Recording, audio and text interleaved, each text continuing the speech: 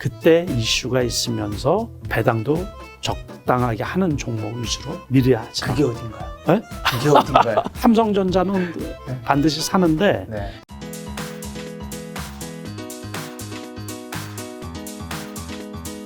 지금 위드 코로나 관련해서 얘기해 주셔서 최근에 이제 먹는 코로나 그 치료제가 예. 출시됐지 않습니까? 예, 머크. 그 기사가 나온 게 머크는 코로나에 대해 먹는 알약을 통한 항바이러스 치료가 경증, 중증 환자의 입원 또는 사망 위험을 50% 감소시켰다고 네. 발표했다. 그래서 그날 이제 발표한 날 주가가 8.37% 이제 급등을 했었는데 이런 먹는 코로나 치료제가 이제 출시된 거는 앞으로 어쨌든 위드 코로나 시대에서 이제 좀 더 괜찮아지긴 할 텐데 그렇죠.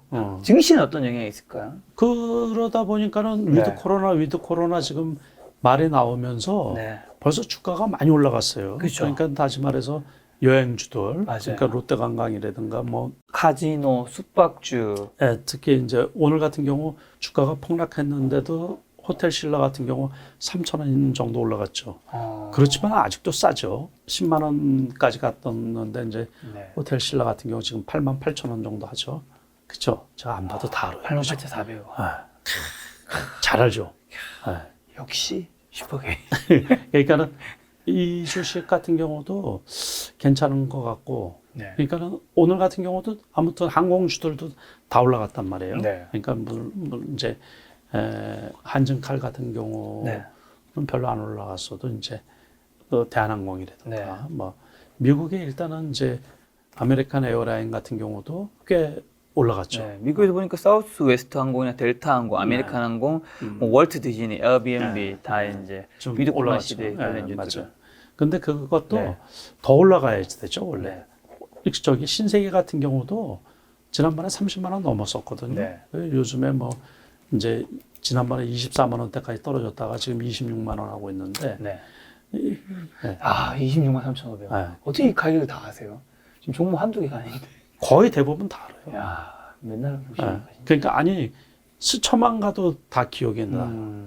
그러니까 제가 똑똑하신가 봐요. 아니요 주식에 관해서만 주식에 제가 다른 거는 뭐 요즘에 젊으신 분들 네. 아유 김 작가님만 해도 얼마나 샤프하고 그래요. 저보다 훨씬 네. 뛰어나신 분들인데 저는 이런 것도 네.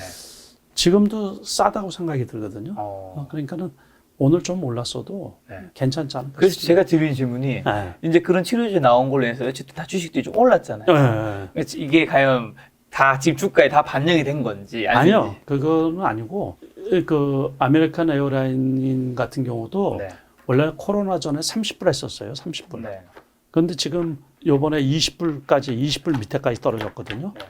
그 지난번에 그 이제 우리가 저거 나왔을 때 있잖아요. 백신. 네. 백신 나왔을 때 26불까지 올라갔다가 지금 이제 22불 뭐 21불 하거든요. 그러니까는 저는 아직 올라갈 길이 한참 남았다고 생각해요. 이런 것들도.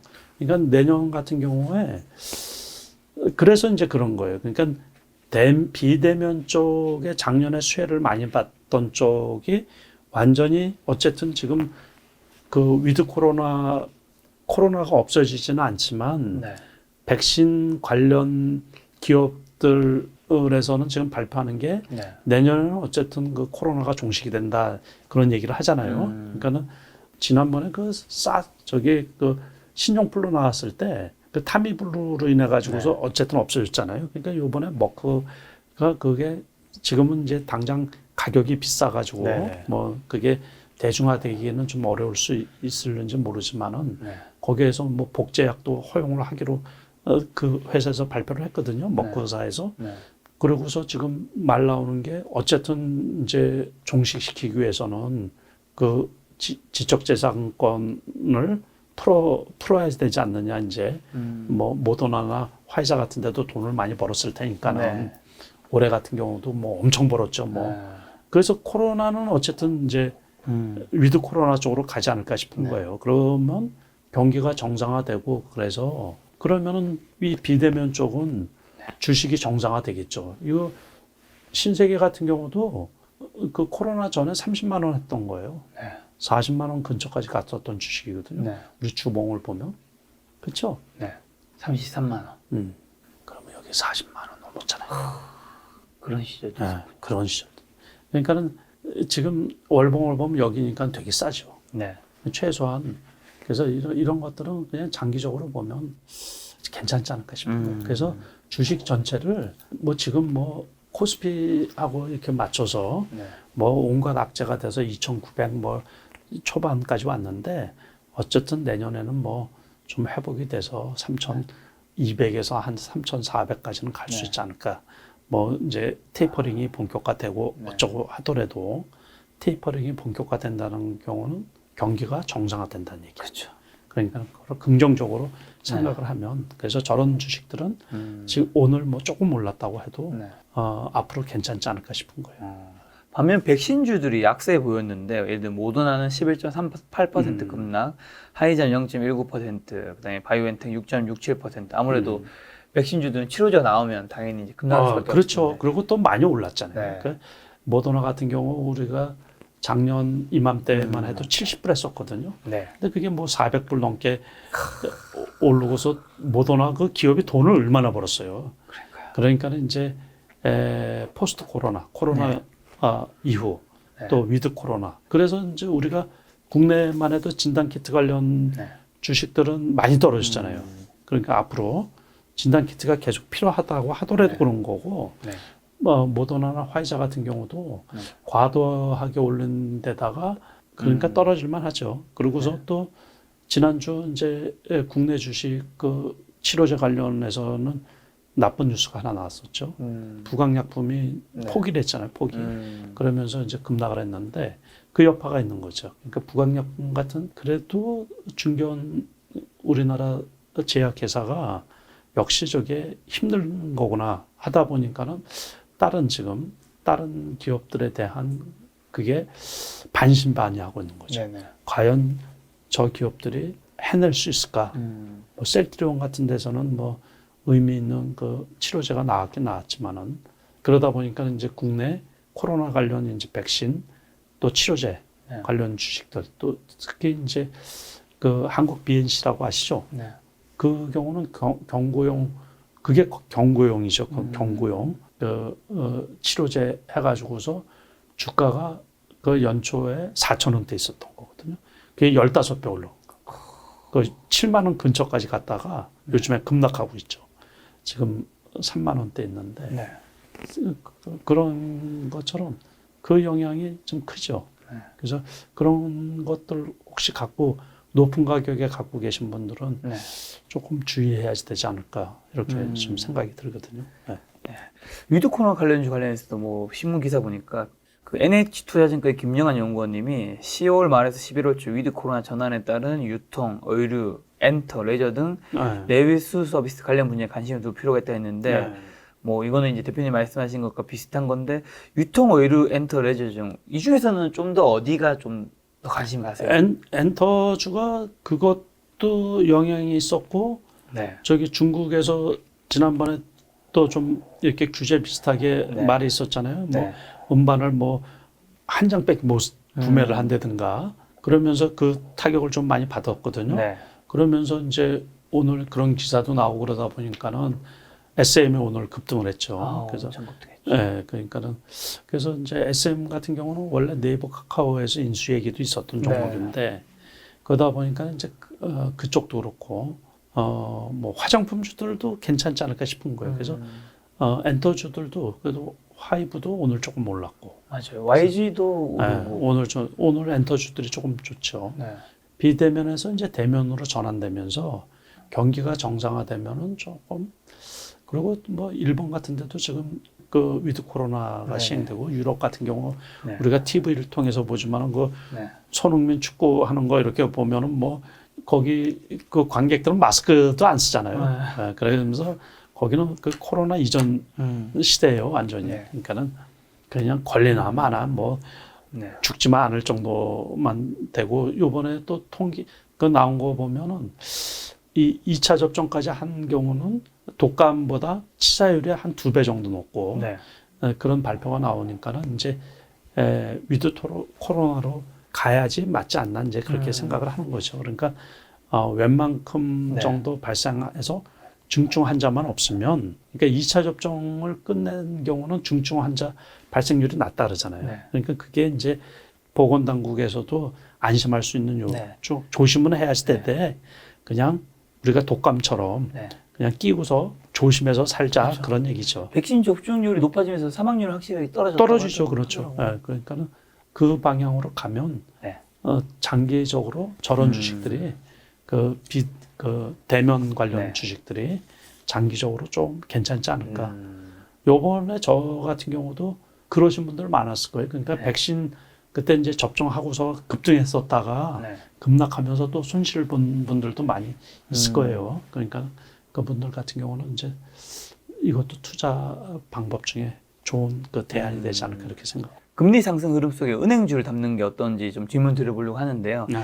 하나금융투자의 이재양 연구원님이 단기적으로 원자재 가격 상승에 따른 공급난이 수요에 영향을 미칠 가능성이 높은 전통 경기민감 업종보다 콘텐츠 플랫폼 관련 기업들이 상대적으로 편안한 선택지가 될 수 있다. 그리고 금리 상승에 따른 성장주의 가격 부담을 감안했을 때 밸류에이션이 낮은 업종, 그중 고배당 기업들이 포진되어 있는 은행, 증권, 보험 등 금융업종으로 인플레이션을 해치하는 전략이 필요하다고 했는데. 근데 이제 참 제가 늘 하는 말이지만 네. 워렌 버핏처럼 돈이 많으면 있잖아요. 네. 이것도 사놓고 저것도 사놓고 그러면 다 돼요. 그러니까요. 그렇죠? 네. 그런데 돈이 없어요. 현실적으로 그렇지 않거든요. 네.